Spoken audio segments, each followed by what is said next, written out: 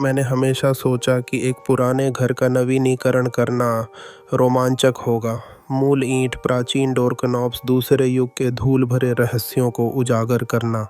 लेकिन मैंने कभी ऐसा कुछ होने की उम्मीद नहीं की थी। एक दरवाज़ा, रहने वाले कमरे की चिमनी के पीछे छिपा हुआ, कोई पेंच नहीं, कोई हैंडल नहीं, और सबसे बुरी बात, यह ब्लूप्रिंट पर नहीं था। यह तब शुरू हुआ जब मैंने और मेरी पत्नी ने न्यू हैम्पशायर में एक पुराना विक्टोरियन फिक्सर अपर खरीदा। चिपका हुआ रंग, टूटी हुई फर्श, पुरानी लकड़ी की गंध, इसमें चरित्र था। फायरप्लेस वर्षों से काम नहीं कर रहा था। हमने इसे पूरी तरह से हटाने और दीवार को खुले ताक में बदलने की योजना बनाई।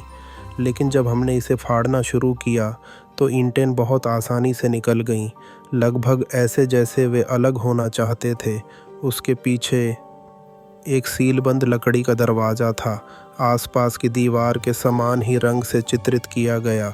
किसी भी योजना में इसका कोई संकेत नहीं है, कोई उद्घाटन तंत्र नहीं है। बस वहाँ चुप हो जाते हैं, इंतज़ार कर रहे हैं। मेरी पत्नी इस पर हंस पड़ी। शायद यह एक पुराना शराब का तहखाना है। लेकिन जब हमने लकड़ी को छुआ तो गर्मी महसूस हुई, मानो वह सांस ले रहा था। उस रात बाद में मुझे एक आवाज़ सुनाई दी, क्लिक क्लिक क्लिक। हाथ में फ्लैशलाइट लिए मैं उसके पीछे पीछे नीचे चला गया। चिमनी की दीवार अभी भी खुली थी और छिपे हुए दरवाजे में अब कुछ नया था। एक छोटी लोहे की चाबी सीधे उसके सामने पड़ी थी। मैंने इसे वहाँ नहीं रखा, मेरी पत्नी ने भी नहीं किया। लेकिन जैसे ही मैंने इसे उठाया, मैंने कुछ सुना, एक फुसफुसाहट, कमरे से नहीं लेकिन मेरे सिर के अंदर। एक आवाज़, बार बार 11 अगले दिन 11 नवंबर था। हमने इसे नज़रअंदाज करने की कोशिश की, ईंटों को वापस रख दें, इसे ढक दें। लेकिन हर रात 11 बजे आवाज़ फिर से शुरू हो जाएगी, क्लिक करें क्लिक करें क्लिक करें। आखिरकार तीसरी रात को मैंने हार मान ली। मैंने चाबी डाल दी, इसे धीरे से घुमाई। बाहर से दरवाज़ा नहीं खुला, यह चुपचाप दीवार में फिसल गया और उसके आगे पूरा अंधेरा था। यह कोई कमरा नहीं था, यह एक दालान था, धूल, ठंड और फ्रेम की गई तस्वीरों के साथ पंक्तिबद्ध। लेकिन तस्वीरें पुरानी नहीं थीं, वे हम में से थे, मुझे, मेरी पत्नी, हमारी बेटी। केवल हर तस्वीर में हमारी आंखें गायब थीं। मैंने दालान का अनुसरण किया, मेरे कदम अप्राकृतिक तरीकों से गूंज रहे थे। ऐसा लगा जैसे दीवारें आवाज़ को अवशोषित कर रही हों, इसे अपने आप में चूसना। हॉल के अंत में एक कमरे में तेल की बत्ती जल रही थी। अंदर एक छोटे बच्चे का बिस्तर, एक संगीत बॉक्स रिपीट पर बज रहा है और एक दर्पण। मैंने शीशे की ओर देखा। शुरू में यह सिर्फ मुझे लगता था, फिर वह बदल गया। प्रतिबिंब में मैं अकेला नहीं था। मेरे पीछे एक ऊंची पीली आकृति खड़ी थी।